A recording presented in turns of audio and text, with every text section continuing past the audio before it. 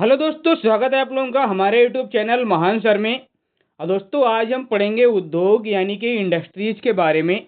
और ये आज की लास्ट क्लास है आपके इकोनॉमिक्स की। इसके बाद आपकी इकोनॉमिक्स की अब कोई क्लास नहीं आएगी, मतलब इस सीरीज की आपको अब कोई क्लास नहीं आएगी। आज इकोनॉमिक्स हम कंप्लीट कर देंगे और जो भी बचता है अगर कुछ भी छोटा मोटा तो वो आप फिलहाल तो मैंने जो भी कराया है ना, जितना भी मैंने कराया है वो आपके लिए किसी भी एग्जाम के लिए एकदम सफिशेंट है। बहुत सफिशेंट है, बहुत ज़्यादा मैंने डाटा आपको कराया है मात्र 35 क्लासों में। तो ये आज की आखिरी क्लास है और आज हम पढ़ेंगे इंडस्ट्रीज के बारे में। और इसको पढ़ने से पहले मैं आप लोगों को बता देता हूँ कि हमारी और भी क्लासें जैसे कि भारतीय इतिहास की क्लासें कंप्लीट हैं। 71 क्लासों में मैंने कंप्लीट करा दिया है। और प्लेलिस्ट पे जाइएगा, आपको सबसे नीचे इतिहास की क्लासें मिलेंगी। उसके बाद मैंने उसकी मैराथन क्लास भी बनाई है, तो 4 मैराथन क्लास हैं इतिहास की। एंशिएंट हिस्ट्री की एक है, एक आपकी मिडाइवल हिस्ट्री की है, और एक आपकी है, और एक क्या आपकी 2 हैं आधुनिक इतिहास की। और उसके बाद मैंने संपूर्ण भारतीय भूगोल को भी टॉपिक वाइज कंप्लीट कराया है और उसकी 2 मैराथन क्लास भी आपको बना के दी हैं, जो आपके मेरे चैनल पे मतलब पड़ी हुई हैं। आप उनको प्लेलिस्ट से देख सकते हैं। और उसके बाद वर्ल्ड ज्योग्राफी की भी क्लास मैंने बना दी है, तो ये भी आप लोग ज़रूर देखें जाके। बहुत अच्छी क्लास है, इसको मिस ना करें, बहुत अच्छी क्लास मैंने बनाई है। और इंडियन पॉलिटी, ये तो ज़बरदस्त क्लासें, ज़रूर देखिए जाके। जो कोई भी जिसका भी नया नया एग्ज़ाम है या जो भी नया नया पढ़ने वाला है, ये क्लासें ज़रूर देखे। बहुत बेसिक लेवल से लेके बहुत अच्छे लेवल तक मैंने समझाया है, तो आपको बहुत अच्छे से समझ में आएगा इसमें। अब हम आते हैं अपनी इंडस्ट्रीज़ की क्लास पे। और इंडस्ट्रीज ये आपका क्या है, मैं अगर बोलूँ तो इकोनॉमिक्स जो है ना, ये इकोनॉमिक्स का वो पिलर है जिस पे बहुत ज़्यादा आपके लोग डिपेंड करते हैं। मतलब ये एक ऐसा सेक्टर है, जैसे इकोनॉमिक्स का मतलब ही क्या है, आर्थिक जो गतिविधियां हैं उनको कंप्लीट करना, उनका प्रबंधन करना, यही आपका इकोनॉमिक्स में होता है। और उन आर्थिक गतिविधियों में रोजगार देना भी एक होता है, जिसमें आपका क्या होता है, ये इंडस्ट्री जो सेक्टर है ना, ये बहुत बड़ा रोल निभाता है इस सेक्टर में। अब देखिए, इसको पढ़ते हैं, ज़्यादा डिटेल में नहीं जाएंगे, हम पॉइंट टू पॉइंट पढ़ेंगे।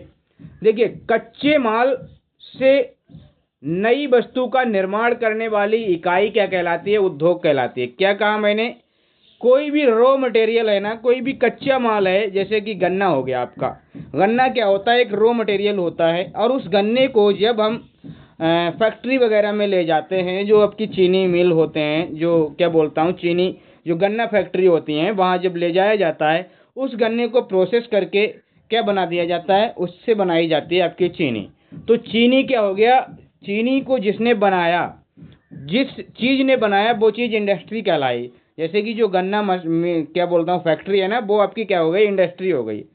अब यहाँ पे आप लोग समझने की कोशिश ये करेंगे कि जो कच्चा माल था वो प्राथमिक क्षेत्र की वस्तु थी, जैसे गन्ना हो गया आपका, कोई भी ऐसा चीज़ हो, जैसे कपास हो गया, कोई भी चीज़ हो, गेहूं हो गया, ये सारी चीज़ें क्या है? धान हो गया, ये सब क्या है? ये कच्चा माल है, ये रॉ मटेरियल है और ये प्राथमिक क्षेत्र के उत्पाद हैं। और इन्हीं चीज़ों का इस्तेमाल करके एक नई वस्तु का निर्माण किया जाता है। और जो निर्माण होता है और जिसके द्वारा होता है, वो चीज़ आपका उद्योग कहलाती है, यानी कि इंडस्ट्री कहलाती है। समझ गए ना? बिल्कुल सर, समझ गए, बिल्कुल समझ गए। अब हम पढ़ेंगे, ये तो हमने समझ लिया कि जो भी ऐसी फैक्ट्री, जो भी ऐसी मशीन। और देखिए, इंडस्ट्रीज का क्या मतलब है? जिसमें मशीनों के द्वारा काम होता है, वही आपकी इंडस्ट्रीज होती है, वो इंडस्ट्रीज कहलाती है, एक तरीके से ऐसे समझिए। अब हम देखेंगे जो हमारे यहाँ पे उद्योग है, हमारे इंडिया में कितने प्रकार के उद्योग आपके चल रहे हैं, अलग अलग प्रकार के आपके उद्योग आपके स्थापित हैं, तो हम उनको पढ़ेंगे। और जो उद्योग कब कब कौन सा उद्योग स्थापित हुआ, ये भी पढ़ेंगे, बहुत अच्छे से पढ़ने वाले हैं। तो देखिए, यहाँ पे हम पढ़ते हैं कच्चे माल के आधार पर उद्योगों का वर्गीकरण। कच्चे माल के आधार पे यहाँ पे वर्गीकरण किया गया है, क्योंकि सारे उद्योग आपके किस पे डिपेंडेंट हैं? कच्चे माल पे आपके क्या है? डिपेंडेंट हैं। सारे के सारे लगभग उद्योग कच्चे माल पे आपके क्या होते हैं? डिपेंडेंट होते हैं। ये तो आपको पता ही है। हाँ सर, ये तो हमको पता है। अब देखिए, वो कच्चे माल क्या है दोस्तों? क्या है? कच्चे माल आपके क्या हैं? ये देखिए, यहाँ पे एक तो आपका खनिज, खनिज पे आधारित कुछ उद्योग हैं, जैसे कि आपका लोह और इस्पात उद्योग है, एल्यूमिनियम है, सीमेंट उद्योग है। ये खनिज रिलेटेड आपके क्या हैं? आपके क्या है, इंडस्ट्रीज हैं, उद्योग हैं। यानी कि एक उद्योग का मतलब होता है कोई व्यवसाय, कोई ऐसा व्यवसाय जिसमें मशीनों के द्वारा काम होता हो। और कृषि पे आधारित जैसे चीनी उद्योग हो गया, ये कृषि इसका क्या है, रॉ मटेरियल है, कृषि से ही आएगा। कपड़ा उद्योग ये आपका कपास है। और वन आधारित जैसे कि आपका कागज है, ये सारी चीजें, रेशम उद्योग है, ये आपके किस में आते हैं, ये आपके कागज से रिलेटेड आपके उद्योग होते हैं। क्योंकि कागज कैसे बनेगा, कागज बनेगा वन पे, वन अगर जैसे लकड़ी होंगी, उन्हीं लकड़ियों का इस्तेमाल करके आपका कागज का बनाया जाता है, कागज को बनाया जाता है लकड़ियों से। आपके ये जो दरवाजे वगैरह लगते हैं, ये सारे क्या हैं, इनके लिए वन आपके क्या हैं, ये आपके जिम्मेदार होते हैं। दरवाजे हैं, खिड़की हैं, ये विंडो हैं, आपके तखत हैं, ये सारे बेड हैं, ये सब किससे बनते हैं, इन्हीं चीज़ों का इस्तेमाल करके बनते हैं। देखिए खनिज और प्लस तकनीकी आधारित कुछ ऐसे आपके उद्योग हैं जिसमें खनिजों का भी इस्तेमाल होता है और एक टेक्नोलॉजी का भी इस्तेमाल होता है। तो उस पर आधारित जैसे वायुयान उद्योग, जलयान उद्योग, रेल निर्माण उद्योग, इसमें आपका टेक्नोलॉजी भी लगेगा। और ये सीमेंट, लोहा, ये एल्यूमिनियम जैसे ये भी चीज़ें इसमें इस्तेमाल होती ही हैं। अब आप लोग समझिए, एक चीज़ यहाँ पे समझिए, सबसे बहुत इंपॉर्टेंट आपके लिए है। कभी भी अगर ऐसे अचानक आपका रैंडमली क्वेश्चन आ गया कि विश्व में सर्वप्रथम औद्योगिक क्रांति की शुरुआत कहाँ हुई थी, तो ये आपको पता होना चाहिए, इंग्लैंड से हुई थी। कब हुई थी, 1750 के आसपास इंग्लैंड में आपकी औद्योगिक क्रांति आई थी। और उसी इंडस्ट्रियल, जिसको हम इंडस्ट्रियल रिवोल्यूशन भी कहते हैं, तो ये भी आप याद रखना कि कहाँ हुई थी, इंग्लैंड से इसकी शुरुआत होती है। वहीं सबसे पहले ये फैक्ट्रियों का रिवाज आया था। अब देखिए भारत में जो इसके लिए कुछ नीतियां बनाई गई, क्योंकि भारत में भी उद्योग को लाया गया। अब भारत में इस तरीके के जो मैंने अभी बताए, ये सारे उद्योग आपके क्या हैं, स्थापित किए गए। लेकिन इनको स्थापित करने से पहले हमारे यहाँ पे कुछ उद्योग नीतियाँ आई। क्योंकि हम क्या हुआ था, हम 1947 में आज़ाद हुए थे। हमारे पास बहुत सारी चुनौतियां थी, बहुत सारी हमारे पास प्रॉब्लम थी, हर एक सेक्टर में हमारे पास प्रॉब्लम थी। लेकिन जो देखा गया कि हमको अगर हर एक सेक्टर से निपटना है ना, तो वो हमको इंडस्ट्रीज को बहुत फोकस करना होगा। यही वो एक सेक्टर है जो सारे सेक्टरों को एक तरीके से बूम करने में काम आएगा। जैसे कि आप एग्रीकल्चर करते हो, और एग्रीकल्चर का अगर आगे कहीं इस्तेमाल नहीं हो रहा है तो वो बूम नहीं कर पाएगा। अब देखिए यहाँ पे भारत में इसके लिए 3 औद्योगिक नीतियां आई। एक तो प्रथम औद्योगिक नीति 6 अप्रैल 1948 को लाई गई, यानी कि 1948 में पहली औद्योगिक नीति आई। अभी हम आज़ाद ही हुए थे 1947 में, 15 अगस्त 1947 को हम आज़ाद ही हुए थे कि हमको अगली साल हमें अपनी नीतियों का निर्माण करना पड़ा। हमने एक नई नीति लाए, औद्योगिक नीति, इंडस्ट्रियल रिवोल्यूशन के तौर पे हम एक नीति लाए इंडस्ट्री के लिए। फिर हमारी एक दूसरी आपकी आती है, आपको पता होगा, दूसरी औद्योगिक नीति आती है 1956 में।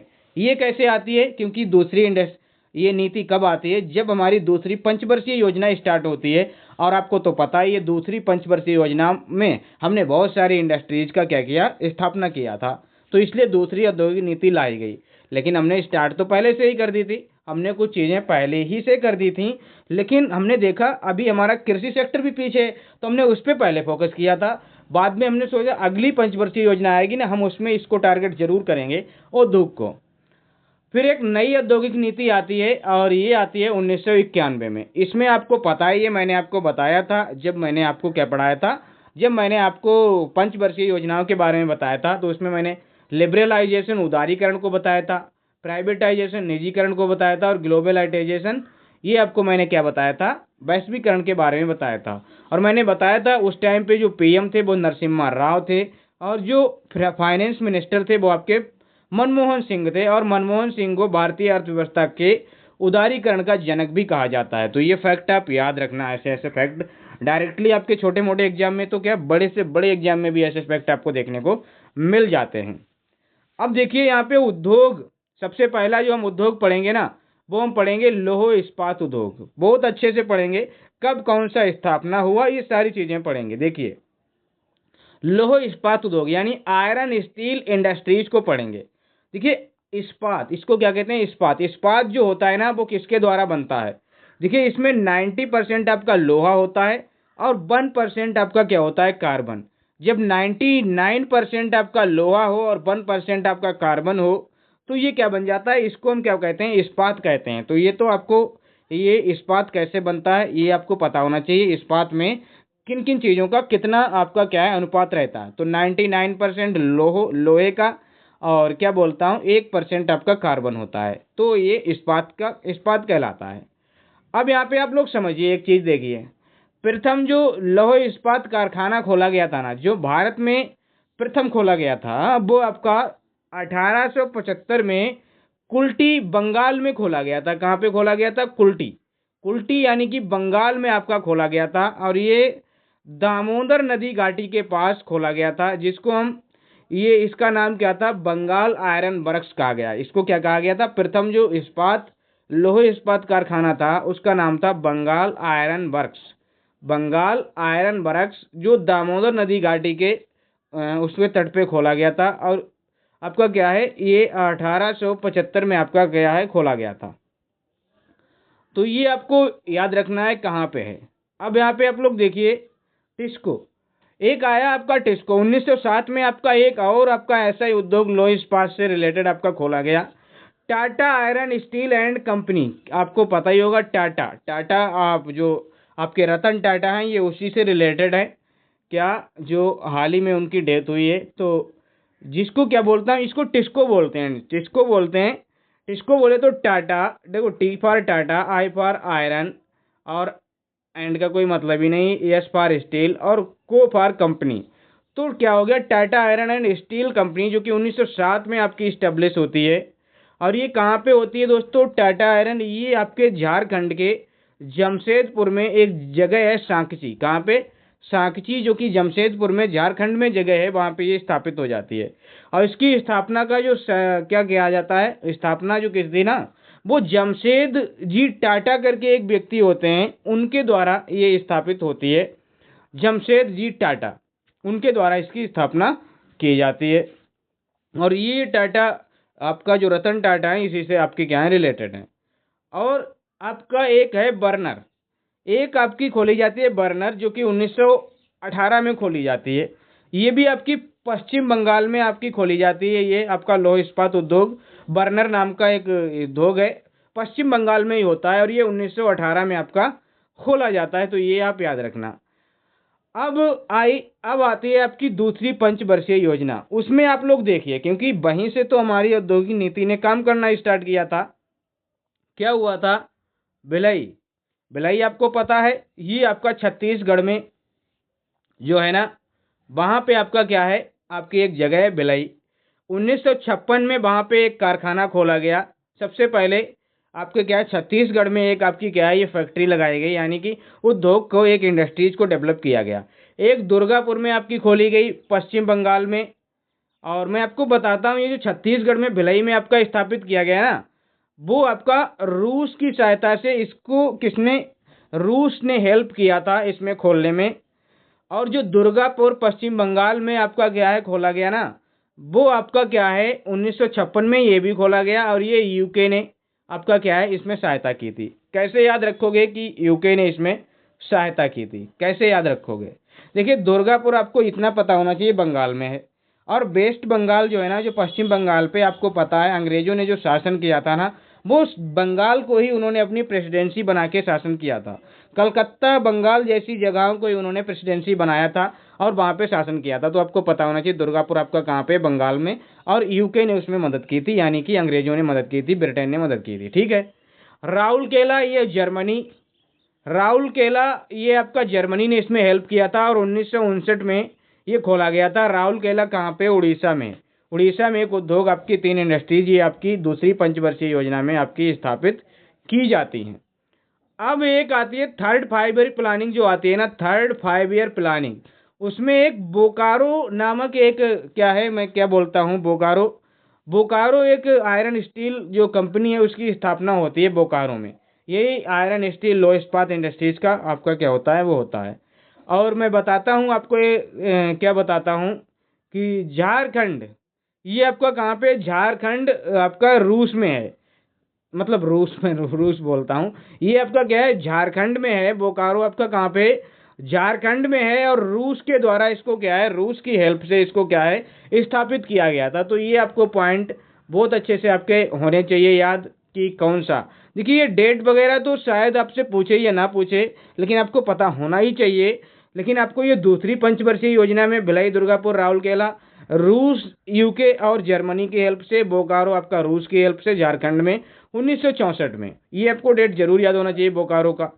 अब देखिए यहाँ पे आइए एल्यूमिनियम उद्योग, इसको भी आप लोग समझ लीजिए। एल्यूमिनियम उद्योग, जो एल्यूमिनियम इंडस्ट्री है ना, उसके बारे में आप जानिए थोड़ा। अभी हमने लौह इस्पात इंडस्ट्री को देखा था, अब एल्यूमिनियम को देख लेते हैं।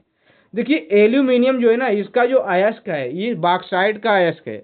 एल्यूमिनियम क्या है, इसका अयस्क आपका क्या है, बॉक्साइट है। यानी कि बॉक्साइट एक ऐसी चीज है जिसके द्वारा एल्यूमिनियम को निकाला जाता है। तो इसका अयस्क कौन है, बॉक्साइट। अयस्क वो चीजें होती हैं जिनसे वो चीज प्राप्त की जाती है, मतलब बॉक्साइट से एल्यूमिनियम को प्राप्त किया जाता है। तो बॉक्साइट क्या हो गया, उसका सोर्स हो गया। एक तरीके से इसका सोर्स क्या है, वो बॉक्साइट है, यानी अयस्क क्या है, वो बॉक्साइट है, ऐसे समझिए आप लोग।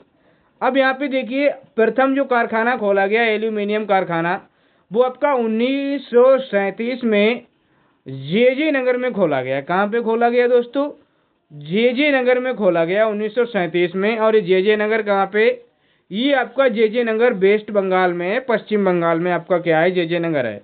तो आपसे पूछा जाएगा कि प्रथम जो एल्यूमिनियम इंडस्ट्रीज है वो कहाँ पे खोली गई थी, तो बंगाल में खोली गई थी और जे नगर में खोली गई थी, ठीक है।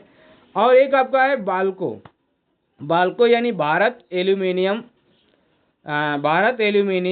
Company limited. क्या है, भारत एल्यूमिनियम कंपनी लिमिटेड। इसमें क्या है, देखिए B4 आपका क्या हो गया, भारत हो गया, B4 आपका भारत हो गया। और AL माने तो एल्यूमिनियम, और को मतलब company, Bharat aluminium company limited. ये आपका क्या है, ये आपका 1965 में ये आपका खोला गया। और ये रूस की सहायता से ये भी आपका क्या है, खोला गया था। ये भी आपका रूस की हेल्प से खोला गया था। और मैं बताता हूँ कि ये आपका क्या है ना, इसका जो प्लांट लगा है ना, इसका वो कोरबा छत्तीसगढ़ में है। मतलब इसका कहाँ पे ये स्थापित है, ये आपका छत्तीसगढ़ में है। और ये छत्तीसगढ़ में कोरबा जगह एक है, वहीं पे आपका ये स्थापित है एल्यूमिनियम उद्योग। फिर एक आपका आया हिंडाल्को, जैसे बाल्को आया उसके बाद एक हिंडाल्को आया। उसमें क्या कर दिया गया, हिंदुस्तान एल्यूमिनियम कॉरपोरेशन कर दिया गया। बस आगे हिंदुस्तान लगा दिया, बाकी एल्यूमिनियम कॉरपोरेशन ही रहा।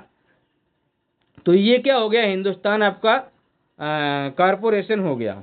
इसको हम कहेंगे हिंडाल्को। हिंडाल्को मतलब हिंदुस्तान एल्यूमिनियम कॉरपोरेशन, ये आपको याद रखना है। ये आपका यूएसए की मदद से, ये आपका यूएसए की मदद से 1958 में खोला गया था। ये बाल्को से पहले आपका हिंडाल्को खोला गया था। ये मैंने आगे पीछे कर दिया है, उससे कोई फर्क नहीं है, होना नहीं चाहिए फर्क पहले तो। अब देखिए यहाँ पे एक चीज देखिए, हिंडाल्को ये कहाँ पे प्लांट, ये कहाँ पे, रेणुकूट सोनभद्र यूपी में एक जगह है सोनभद्र, और सोनभद्र में ही आपका एक जगह है रेणुकूट। रेणुकूट में आपका क्या है, ये हिंडाल्को यानी कि आपका हिंदुस्तान एल्यूमिनियम कॉरपोरेशन लिमिटेड स्थापित किया गया। और इसमें क्या होता है, बॉक्साइट की आपूर्ति की जाती है। ये जो बॉक्साइट की आपूर्ति कहाँ से किया जाता है, मतलब ये जो एल्यूमिनियम कारखाना चल रहा है, ये जो उद्योग चल रहा है, इसके लिए क्या बोलता हूँ, एल्यूमिनियम के लिए आपको बॉक्साइट चाहिए। बॉक्साइट से ही आप एल्यूमिनियम निकालेंगे। वो आपको कहाँ से लाते हैं, ये आपका एक जगह है लोहरदग्गा नाम की, और ये कहाँ पे, झारखंड में जगह है लोहरदग्गा। और एक आपकी अमरकंटक जो चोटी है ना मध्य प्रदेश में, वहाँ से ये बॉक्साइट को लेते हैं और उस बॉक्साइट का इस्तेमाल एल्यूमिनियम उद्योग में इस्तेमाल करते हैं। अब एक आपका है नाल्को। देखिए हमने क्या पढ़ा, हिंडाल्को, बाल्को और नाल्को। और ये नाल्को इसका मतलब है आपका कहाँ चला गया नाल्को, इसको देखिए। ये आपका इसका नाल्को का मतलब क्या है दोस्तों, इसको ऐसे रखिए। नाल्को का मतलब है नेशनल एल्यूमिनियम कॉरपोरेशन, जिसमें आपका हिंडाल्को, नाल्को, ये समझना एल्यूमिनियम वाले हैं, आल्को, नाल्को, बाल्को जो भी हो। और इसका जो प्लांट है ना दोस्तों, वो दामन जोड़ी, कोरापुट जिला, उड़ीसा में है। कहाँ पे, दामन जोड़ी एक जगह है, कोरापुट जिला है और उड़ीसा में आपका ये है। और ये फ्रांस की सहायता से 1951 में, आपके 1981 में आपका एस्टेब्लिश हुआ था आपका नाल्को। तो ये सारी चीजें, बाल्को रूस के द्वारा 1965 में, हिंडाल्को यूएसए के द्वारा 1958 में, और ये रेणुकूट यूपी में है। और वो आपका जो बाल्को है वो छत्तीसगढ़ कोरबा में है, और जो नाल्को है वो आपका उड़ीसा में है। ये आपका फ्रांस के द्वारा स्थापित किया 1981 में। अब यहाँ पे देखिए आप लोग एक चीज देखिए, सीमेंट उद्योग के बारे में जान लीजिए। ये आपके ये वो इंडस्ट्रीज है जो एग्जाम में कहीं ना कहीं जरूर पूछी जाती हैं। सीमेंट उद्योग यानी कि सीमेंट इंडस्ट्री, प्रथम कारखाना खोला गया दोस्तों 1904 में। मद्रास कहाँ पे खोला गया? मद्रास, चेन्नई यानी कि तमिलनाडु में। लेकिन ये जो सीमेंट उद्योग है 1904 में जो खोला गया ना, वो आपका क्या हो जाता है? असफल रह जाता है। कैसा रह जाता है दोस्तों? असफल रह जाता है। और जो प्रथम सफल कारखाना खोला गया वो 1912 में मद्रास में ही खोला गया। कहाँ पे खोला गया? 1912 में। ये मद्रास में नहीं, यहाँ पे थोड़ा गड़बड़ है, मद्रास में नहीं खोला गया। ये मद्रास यहाँ पे क्या है, यहाँ से टाइप हो गया है ये कैलकुल। इसको थोड़ा मैं क्या कर देता हूँ, इसको ऐसे कर देता हूँ, इसको सही करना है मुझे। ये मद्रास में नहीं, ये कहाँ पे? गुजरात में खोला गया। जो क्या बोलता हूँ, प्रथम कारखाना जो आपका सीमेंट उद्योग का खोला गया ना, जो सफल रहा था। क्या रहा था? ये एक तरीके से सफल कारखाना रहा था। ये तो आपका असफल हो गया था। ये पहला वाला आपका क्या हो गया था? ये असफल हो गया था, ये कैंसिल हो गया था। फिर आपका सफल कारखाना 1912 में खोला गया और वो गुजरात के पोरबंदर में इंडिया सीमेंट कंपनी लिमिटेड के नाम से है। किस नाम से? इंडिया कंपनी सीमेंट लिमिटेड के द्वारा इसको स्थापित किया गया। यहाँ पे सीमेंट बनाया जाता है, वो उद्योग। अब यहाँ पे देखिए सूती वस्त्र उद्योग, आप लोग देख लीजिए। सूती वस्त्र उद्योग, सूती वस्त्र उद्योग जिसको हम टेक्सटाइल इंडस्ट्रीज कहते हैं, यानी कि कपड़ा उद्योग को हम बात कर रहे हैं। प्रथम कारखाना 1818 में कलकत्ता में खोला गया था और वेस्ट बंगाल, जो कि आपका कलकत्ता में ही आता है, यानी कि कलकत्ता वेस्ट बंगाल में ही आता है। और ये कारखाना आपका असफल हो गया। पहला खोला गया टेक्सटाइल 1818 में, काफ़ी पुरानी बात भी है भाई, बहुत पहले खोला गया, आज से करीब 200 साल पीछे की बात है। और ये असफल रहा। प्रथम जो सफल कारखाना है ना, वो 1854 में खोला गया। कासबानी डाबर, कहाँ पे? कासबानी डाबर और मुंबई, मुंबई में खोला गया। और जगह का, और ये मतलब एक तरीके से ये जो कारखाना है ना, उसका नाम क्या रखा गया? कासगानी डाबर, या फिर आप ऐसे समझिए कासगानी डाबर के द्वारा, ये कोई कंपनी है उसके द्वारा खोला गया। तो ये दूसरा आपका जो प्रथम जो सफल खोला गया वो 1854 में और मुंबई में खोला गया। अब आप लोगों को कपड़े से रिलेटेड आपके लिए एक चीज़ है जो कि बहुत अच्छे से आपको समझना चाहिए। जैसे कि आपको मैनचेस्टर, आपने एक नाम सुना होगा मैनचेस्टर, ये भारत का मैनचेस्टर किसे कहा जाता है? ये मैनचेस्टर होता क्या है? सबसे पहले तो आपको ये पता होना चाहिए। मैनचेस्टर एक शहर है आपका लंदन में। तो लंदन में जो एक शहर है मैनचेस्टर, वहाँ पे बहुत ज़्यादा टेक्सटाइल का काम होता है, कपड़े का काम होता है। तो जहाँ पे भी अब भारत में या अदर कहीं भी कंट्री में आपको कहीं भी अगर बहुत ज़्यादा कपड़े का काम होता है ना, तो उसको हम क्या बोलते हैं? उस चीज़ को मैनचेस्टर कह देते हैं। जैसे कि भारत का जो मैनचेस्टर है ना, वो आपका क्या है? भारत का जो मैनचेस्टर कहा जाता है वो अहमदाबाद को कहा जाता है। यानी अहमदाबाद बहुत बड़ा आपका टेक्सटाइल के मामले में, कपड़ा उद्योग के बारे में आपका आगे होगा, इसीलिए उसको भारत का मैनचेस्टर कहा जाता है। सही बात है सर। अब देखिए और चीज़ें दोस्तों, उत्तर भारत का मैनचेस्टर किसको कहा जाता है? नॉर्थ इंडिया का मैनचेस्टर किसको कहा जाता है? या यूं कहें यूपी का मैनचेस्टर किसे कहा जाता है? तो वो आपका कानपुर को कहा जाता है। ये उत्तर प्रदेश का भी मैनचेस्टर है और उत्तर भारत का भी मैनचेस्टर इसी को कहा जाता है, कानपुर को कहा जाता है। और अगर हम दक्षिण भारत के मैनचेस्टर की बात करें तो वो कोयम्बटूर है। कोयम्बटूर है कहाँ पे? ये तमिलनाडु में है। तमिलनाडु में आपका क्या है? कोयम्बटूर जगह है। तो वो आपका क्या कहलाता है? दक्षिण भारत का मैनचेस्टर कहलाता है। और जो पूर्व का है, पूर्व का बोस्टन, पूर्व का बोस्टन बोले तो ये कहा जाता है अहमदाबाद को। पूर्व का बोस्टन ये अहमदाबाद को कहा जाता है। ये जो आपका अहमदाबाद है इसी को आपका क्या है? पूर्व का बोस्टन भी कहा जाता है। और भारत का कार्टनोपोलिस ये मुंबई को कहा जाता है। ये अलग अलग टर्म है, इनसे आपके कभी ना कभी क्वेश्चन आपके बन जाते हैं, तो ये आपको याद रखना चाहिए। पूर्व का आपका बोस्टन और भारत का कार्टनोपोलिस ये क्या है, तो ये आपको पता होना चाहिए।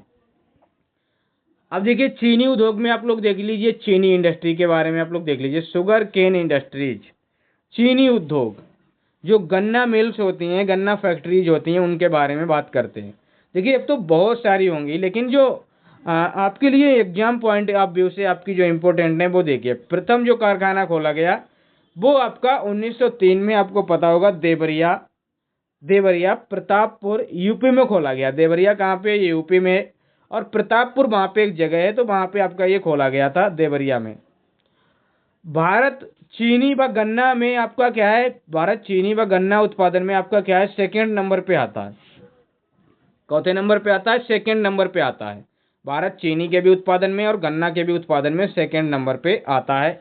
और जो गन्ना उत्पादन में प्रथम है ना, ये जो गन्ना उत्पादन है उसमें प्रथम जो आपका क्या है, वो आपका क्या है, ब्राजील है। क्या है, ब्राजील सबसे आगे आपका क्या है, गन्ना उत्पादन में है। और मैं बोलूं कि सर्वाधिक चीनी व गन्ना उत्पादन अगर राज्य में देखा जाए तो आपका उत्तर प्रदेश आता है। सर्वाधिक चीनी और गन्ना में आपका कौन है, वो आपका क्या है, उत्तर प्रदेश है। लेकिन जो सर्वाधिक चीनी मिल है वो आपकी कहाँ पे है, वो महाराष्ट्र में। और इनमें एक कंपटीशन ये भी रहता है, कभी कभी आपका उत्तर प्रदेश आगे हो जाता है तो कभी कभी आपका महाराष्ट्र भी आगे हो जाता है आपके चीनी और गन्ना के मामले में। तो ये आप याद रखना। जो आपकी देखिए चीनी मिल सर्वाधिक अगर आपकी इसमें है महाराष्ट्र में, तो इसका मतलब ये भी है चीनी उत्पादन में बहुत आगे होगा। बिल्कुल सर, इसको आप ऐसे याद भी रख लेना। तो चीनी उत्पादन में आपका महाराष्ट्र कभी कभी आपके उत्तर प्रदेश से आगे रहता है। तो ये फैक्ट, जब भी ऐसे फैक्ट हो ना, इनको आप करंट में आप जरूर देख के जाना कि कौन आगे है, क्योंकि वो करंट से ही आपको मिलेगा। अब यहाँ पे आप लोग देखिए कागज उद्योग। कागज उद्योग यानी कि पेपर इंडस्ट्री जो है ना, पेपर आप जानते हैं ना, जो कागज होते हैं जो हम जिस पे लिखते हैं वो आपके कागज। ये इंडस्ट्रीज को आप देखिए, प्रथम जो कारखाना खोला गया था ना, वो आपका कलकत्ता में खोला गया था। और ये आपका कलकत्ता वेस्ट बंगाल हुगली नदी के किनारे ये स्थापित है। बालीगंज नाम की जगह है। क्या नाम है, बालीगंज। वहां पे ये प्रथम कारखाना कागज उद्योग, कागज इंडस्ट्री, पेपर इंडस्ट्री आपकी खोली गई थी। अब यहाँ पे आप लोग आइए आगे और आते हैं तो रेशम उद्योग को देखते हैं। रेशम उद्योग क्या है, रेशम इंडस्ट्री, रेशम वस्त्र उद्योग। 5 किस्में आपकी पाई जाती हैं भारत में इनकी। मतलब ये 5 किस्में आपको देखने को मिलेंगी। एक मलबरी है, मूंगा है, इरी है, ट्रॉपिकल है, और आपकी ओक टसर है। क्या है, ओक टसर, ये आपकी मिलती हैं। अब देखिए प्रथम जो रेशम मिल आपकी स्थापित की गई वो 1832 में की गई थी और हावड़ा में की गई थी। और हावड़ा आपको पता ही है आपका कहाँ पे, वेस्ट बंगाल में ही होगा, कलकत्ता में। और ये ईस्ट इंडिया कंपनी के द्वारा स्थापित किया गया था। प्रथम रेशम जो उद्योग है वो ईस्ट इंडिया कंपनी के द्वारा खोला गया था। और ऊनी वस्त्र उद्योग, ऊनी वस्त्र उद्योग का जो कारखाना है ना, रेशम बोले तो ऊनी, 1876 में आपका रेशम वस्त्र उद्योग को खोला गया। पहला आधुनिक ऊनी वस्त्र उद्योग, क्या है, पहला आधुनिक ऊनी वस्त्र उद्योग जो कि कहाँ पे, कानपुर में खोला गया था। और ये है ना, ये पहला, ये जो आपका देखिए 1876 में खोला गया और पहला आधुनिक ऊनी वस्त्र उद्योग था। और ये कानपुर में उत्तर प्रदेश में है। और ये दूसरा इसका खोला गया 1881 में। दूसरा क्या है, ये कारखाना अधिनियम भी आता है आपका 1881 में। तो उस टाइम पे ये खोला गया था धीरवाल पंजाब में आपका खोला गया था। कब खोला गया था, 1881 में धीरवाल पंजाब में दूसरा वस्त्र उद्योग, ऊनी वस्त्र उद्योग आपका खोला गया। अब यहाँ पे देखिए वायुयान उद्योग।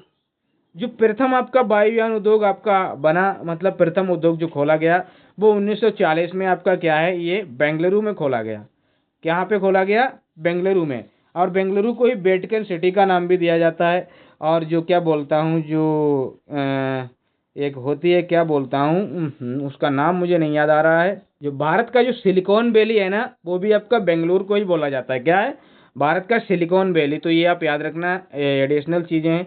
और इसका जो नया नाम है, प्रथम वायुयान जो 1900 आपका 40 में खोला गया, पहले इसका नाम था हिंदुस्तान एयरक्राफ्ट कंपनी। क्या नाम था दोस्तों, हिंदुस्तान एयरक्राफ्ट कंपनी। बाद में इसका नाम रख दिया गया हिंदुस्तान एरोनॉटिक्स लिमिटेड। क्या है, यानी कि अब इसको बना दिया गया हाल। हाल आपने कंपनी सुनी होगी, अभी मैं आगे बात करूंगा। तो ये आपकी क्या हो गई, हिंदुस्तान एरोनॉटिक्स लिमिटेड आपकी हो गई। इसका ये नया नाम हो गया, प्रथम जो उद्योग खोला गया था 1940 में। और अब आप देख लीजिए जलयान उद्योग। जैसे कि जलयान उद्योग जहाँ पे आपके शिपिंग वगैरह का काम होता है, तो ये आप लोग देख लीजिए। प्रथम जो कारखाना खोला गया वो 1941 में खोला गया, सिंधिया स्टील नेविगेशन कंपनी के द्वारा ये स्थापित किया गया। कहाँ पे, विशाखापट्टनम यानी कि आंध्र प्रदेश में। अब इसका जो नया नाम है वो HSL है, यानी हिंदुस्तान शिपयार्ड लिमिटेड। क्या नाम है, हिंदुस्तान शिपयार्ड लिमिटेड, ये आपका इसका नया नाम है, जहाँ पे जहाज वगैरह, जलयान वगैरह का निर्माण होता है। अब यहाँ पे आप लोग देखिए रेल उद्योग को देख लीजिए। जो प्रथम यानी कि जो पहला कारखाना खोला गया रेल उद्योग का, वो 1879 में खोला गया। कब खोला गया, 1879 में जमालपुर बिहार में खोला गया। जमालपुर बिहार में खोला गया रेल उद्योग। बनारस रेल इंजन कारखाना, बनारस में एक रेल इंजन कारखाना खोला गया जिसको बनारस लोकोमोटिव वर्क्स कहा गया। यानी जो रेल इंजन कारखाने होते हैं ना, उनको लोकोमोटिव वर्क्स कहा जाता है। ये 1969 में खोला गया बनारस रेल इंजन कारखाना। यानी जो प्रथम कारखाना खोला गया उसके 90 साल आपका बाद आपका ये खोला गया बनारस रेल इंजन उद्योग, यानी रेल इंजन कारखाना, यानी कि बनारस लोकोमोटिव वर्क्स। इसका पुराना है ना, पुराना जो नाम है डीजल रेल इंजन कारखाना कहते थे इसको। क्या है पुराना जो नाम था वो डीजल रेल इंजन कारखाना। और ये यूपी का सबसे बड़ा आपका क्या है, ये आपका है कारखाना है। एक आपका चितरंजन आपको मिलेगा, चितरंजन रेल इंजन कारखाना मिलेगा, चितरंजन लोकोमोटिव्स वर्क्स मिलेगा, जो 1950 में खोला गया था। 1950 में चितरंजन रेल इंजन कारखाना लोकोमोटिव्स चितरंजन ये आपका खोला गया। पश्चिम बंगाल और झारखंड की सीमा पे है ये, और ये भारत का सबसे बड़ा रेल खाना है। क्या है, सबसे बड़ा रेल कारखाना है, तो ये आपको याद रखना चितरंजन वाला। और जो आपका बनारस वाला है वो यूपी का सबसे बड़ा है, क्योंकि बनारस है यूपी में, तो ये सबसे बड़ा है उसका। और ये आपका कहाँ पे, पश्चिम बंगाल और झारखंड की जब दो राज्यों की सीमा पे, तो ये सबसे बड़ा होगा भारत का। अब देखिए रासायनिक उर्वरक और आपके उद्योग। रासायनिक उर्वरक उद्योग आपको देखिए, जो प्रथम आपका उद्योग है ना वो 1906 में आया, रानीपेट कारखाना। 1906 में रानीपेट कारखाना तमिलनाडु में, कहाँ पे, रानीपेट कारखाना तमिलनाडु में ये क्या है आपका खोला गया था। और आपका क्या है, सिंदरी उर्वरक कारखाना, सिंदरी उर्वरक कारखाना 1951 में झारखंड में खोला गया। और इसकी जो नींव पड़ी थी वो 1934 में ही पड़ गई थी, लेकिन जो कारखाना रेडी होके आया वो आपका 1951 में आपका पहली बार आपका क्या है, सिंदरी उर्वरक कारखाना आपका बन के आया था। तो ये रासायनिक उर्वरक से संबंधित हैं, जैसे आपके जो खाद वगैरह ये सारी चीजें बनती हैं ना, ये रासायनिक उर्वरक जो होते हैं ना उनसे रिलेटेड आपका है। रानीपेट कारखाना आपका तमिलनाडु में है, ये आपको रानीपेट जरूर याद रखना है। और क्या बोलता हूँ मैं, एक रानीखेत है जो कि आपका कहाँ पे है, उत्तराखंड में, और ये रानीपेट है तमिलनाडु में। तो ये सारे कारखाना आपको याद रखने हैं। और देखते हैं अब यहाँ पे आप लोग आइए, और चीज़ें बहुत इंपॉर्टेंट हैं, यहाँ से भी क्वेश्चन बनते हैं। देखिए सार्वजनिक क्षेत्र का उपक्रम, यानी कि पब्लिक सेक्टर अंडरटेकिंग, पीएसयू जिसको कहते हैं, जो सरकारी जो कंपनीज होती हैं जो सरकार के अंडर में होती हैं, जो सरकारी कंपनी जिसको हम कहते हैं, वो उद्योग वो इंडस्ट्रीज, उनको हम क्या कहते हैं, सरकारी उपक्रम या सार्वजनिक क्षेत्र के उपक्रम कहते हैं। अब यहाँ पर आप लोग देखिए ये कौन सी ऐसी चीज है जो सरकारी उपक्रम के अंतर्गत आती है। देखिए अगर कोई कंपनी है, कोई इंडस्ट्री है, कोई भी कुछ भी है, अगर उसमें 100% जो भी माल लगा है, जो भी 100% जो भी कैपिटल लगी है, उसमें से अगर 51% या उससे अधिक की जो आपकी हिस्सेदारी है, अगर वो गवर्नमेंट की है, सरकार की है ना, तो वो आपकी पीएसयू कहलाएगी, यानी कि पब्लिक सेक्टर अंडरटेकिंग में आ जाएगी। और इस पब्लिक सेक्टर अंडरटेकिंग में आपका कौन कौन आता है, महारत्न आपकी कंपनियां आती हैं, नवरत्न कंपनियां आती हैं, और मिनीरत्न कंपनियां आती हैं। ये आपकी इतने तरीके की आपकी क्या है, ये आपके पीएसयू आपके होते हैं। भारत में इतने तरीके के पीएसयू हैं जो आपके इसमें आते हैं। अब देखिए महारत्न आपकी कौन सी हैं, नवरत्न कौन सी हैं, ये आपको पढ़ना है। देखिए सबसे पहले आप देखिए इसमें कितनी है, ये आपकी 13 जो महारत्न कंपनियां हैं वो 2024 में अभी 13 हो गई हैं। कितनी हो गई हैं, 13 हो गई हैं। और जो नवरत्न है वो आपकी 16 है, और जो मिनी रत्न है वो आपकी 74 है। और जो टाइप 1, इसकी दो अलग अलग कैटेगरी हैं, एक कैटेगरी 1 कह लीजिए या टाइप 1 कह लीजिए या श्रेणी 1 कह लीजिए। तो ये टाइप 1 और टाइप 2 में है, एक में 62 है, एक में आपकी 12 है, ऐसे आप याद रखना। अब इसको आप समझिए, जो महारत्न है इसको कहते किसको है, महारत्न कंपनी। कोई भी कंपनी महारत्न कैसे बनती है ये भी आपको प्रोसेस पता होना चाहिए। तो देखिए एक तो सेबी के अनुसार, सेबी अनुसार क्या होना चाहिए, सेबी आप जानते हैं ना, security and exchange board of India, ये तो आपको पता ही है। तो उसके अनुसार स्टॉक जो एक्सचेंज होता है ना, उसमें एक तो लिस्टेड होना चाहिए वो कंपनी इसमें क्या है, लिस्टेड होनी चाहिए। और क्या है, उसे पहले से ही नवरत्न का दर्जा प्राप्त हो, यानी ये वाला दर्जा उसको पहले से ही प्राप्त होना चाहिए। और फिर उसका देखा जाएगा, क्या देखा जाएगा कि उसने 3 वर्ष में जो औसत कारोबार किया है, एवरेज कारोबार किया है, 3 वर्ष का जो औसत कारोबार उसका रहा है, वो आपका 3 वर्ष का औसत कारोबार समझते हैं ना, यानी कि 1 साल का 25,000 करोड़ अगर उसने कमाया है, लगातार 3 सालों में अगर उसने हर साल 25,000 करोड़ की उसने क्या किया है, कारोबार आपका क्या है किया है। जैसे हो सकता है 1 साल में उसने भले ही 10 करोड़ का किया हो, 10,000 करोड़ का किया हो, अगले साल में 40,000 करोड़ का किया हो, लेकिन तीनों साल का अगर एवरेज निकाला जाए तो हर साल का 25,000 करोड़ उसका आना चाहिए, उसकी कारोबार आना चाहिए। जैसे होता नहीं, जैसे कि आप दुकान कोई खोले तो शाम तक देखते हैं कि हमारी इतनी बिक्री हो गई, कितने की, 10,000 की बिक्री हो गई। हालांकि 10,000 आपने उसमें से कमाए नहीं है, लेकिन आपकी बिक्री हुई है, तो वही आपका कि 25,000 करोड़ का कारोबार हुआ है। अब उन 3 सालों में जब कारोबार इतना हुआ है तो ये देखा जाएगा उस 3 सालों में उस कंपनी की अपनी कैपिटल कितनी है। उस 3 सालों में आपकी देखी जाएगी 15,000 करोड़ की उसकी नेट कैपिटल होना चाहिए, मतलब सारे खर्चे निकाल के, टैक्स फैक्स सब कुछ निकाल के उसकी अपनी खुद की कैपिटल होना चाहिए 15,000 करोड़ की। और ये भी देखा जाएगा कि 3 सालों के अंतर्गत, 3 वर्षों के अंतर्गत उसका शुद्ध लाभ क्या है, नेट प्रॉफिट क्या है, सारा टैक्स फैक्स आपका हटा के उसका जो रियल प्रॉफिट है वो 5,000 करोड़ आपका आपका आ रहा है कि नहीं हर साल में, 3 सालों में लगातार ये देखा जाएगा। अगर ऐसा आ रहा है ना तो फिर आपका क्या है, वो कंपनी अपने आप में आपकी क्या है, महारत्न में उसको क्या है, दर्जा मिल जाएगा। अब देखिए नवरत्न में हमारी 16 कंपनीज हैं, इनको आप लोग देखिए, ये क्या होना चाहिए, इसके लिए इसको मिनी रत्न ये वाला आपको टाइप में आना बहुत जरूरी है। मिनी रत्न जो 1 टाइप है उसमें इसको शामिल होना बहुत जरूरी है, तब जाके ये नवरत्न कहलाएगी। इसमें ये शामिल हो, और क्या, पिछले 5 वर्षों में से 3 वर्षों में या उससे 3 वर्षों में उत्कृष्ट या बहुत अच्छी एमओ क्या है, एमओयू रेटिंग उसको प्राप्त हो।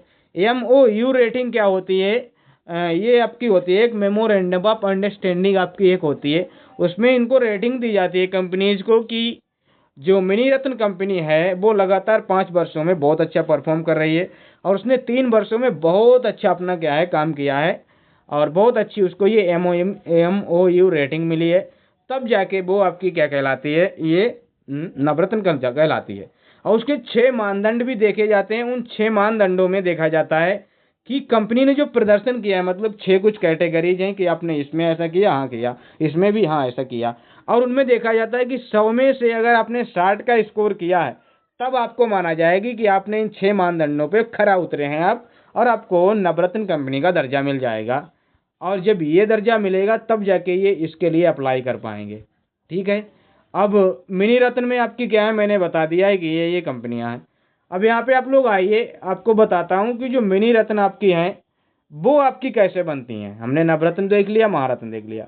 मिनी रत्न के लिए क्या है कि उसका मिनी रत्न टाइप 1 और टाइप 2 के लिए आप दोनों को देख लीजिए।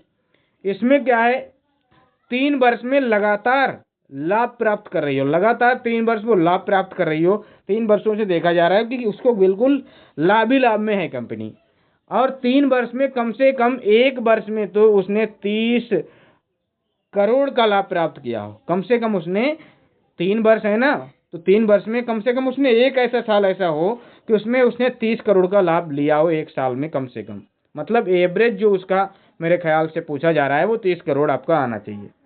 और जो उसकी निबल संपत्ति है, जो नेट प्रॉफिट आपका नेट प्रॉपर्टी है, वो प्लस में हो, ऐसा नहीं है कि उसको उधारी देनी है, ये देना है, वो देना है, नहीं, नेट आपकी होनी चाहिए, मतलब उसकी खुद की प्रॉपर्टी धनात्मक रूप में हो, मतलब उसको लॉस में नहीं होना चाहिए, कर्जे में नहीं होना चाहिए। और यही सेम कॉन्सेप्ट का मिनी रत्न 2 में है, बस उसमें क्या है, देखिए ये 2 फैक्ट बिल्कुल सेम है, एक तो 3 वर्ष लगातार उसको लाभ हो रहा हो, और उसकी जो निबल आपकी प्रॉपर्टी है, संपत्ति है, वो धनात्मक हो। इसका ये मतलब नहीं है कि इसमें 30 करोड़ आपका एक पर ईयर आपका कमाना चाहिए, लाभ होना चाहिए, ऐसा इसमें कुछ नहीं है, बस लाभ कमा रही हो लगातार 3 वर्षों से, तो वो मिनी रत्न 2 में आ जाती है। अब मैं आप लोगों को दिखाता हूँ ये जो महारत्न आपकी कंपनीज है, इनको आप लोग देख लीजिए एक बार। जैसे कि आपकी ये आपकी क्या है, ये आपकी 13 आपकी महारत्न कंपनीज हैं, इनको एक नज़र देख लीजिए। देखिए कैसे देखेंगे, भारत हेवी इलेक्ट्रिकल्स लिमिटेड, यानी इसको हम भेल कहते हैं, जो कि 1964 में इसकी स्थापना हुई थी। भारत पेट्रोलियम कॉर्पोरेशन लिमिटेड यानी कि बीपीसीएल इसको कहते हैं, 1952 में स्थापना हुई।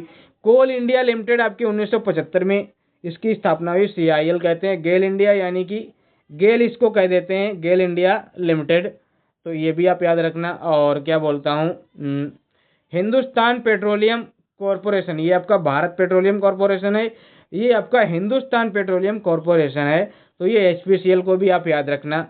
और इंडियन ऑयल कॉरपोरेशन आपका, इसको IOCL भी कहते हैं, ये 1959 में स्थापित हुई थी। National thermal power corporation NTPC जो कि 1975 में आई थी, मतलब स्थापित हुई थी।